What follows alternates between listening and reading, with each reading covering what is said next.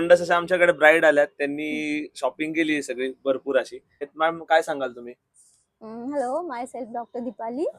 मी माझ्या एंगेजमेंटसाठी साडी बघत होते. सकाळपासून फिरत होते, भरपूर शॉप बघितले, जे जो लुक इमॅजिन केला होता मी. तर ते मला काहीच भेटलं नाही. कुठे बजेटच्या बाहेर होत्या किंवा कुठे ते पॅटर्नच अवेलेबल नव्हते. मग इथे रँडमली मी रोडवरून जात असताना स्टॅच्यूला लावलेली एक साडी होती साऊथ सिल्कमध्ये, जशी मला हवी ओके. होती.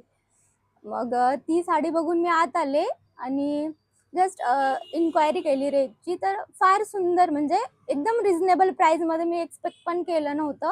एकदम जिकडे बाहेर दुप्पट तिप्पट रेंजच्या म्हणजे जास्त प्राईस लावतात, तर त्यापेक्षा खूप कमी प्राईसमध्ये. म्हणून मग मी थांबले, व्हरायटी बघितली, तर खूप छान. आणि मी सकाळपासून फिरत होते, मला एकही आवडली नाही, तर इथे लगेच मला आवडून गेली.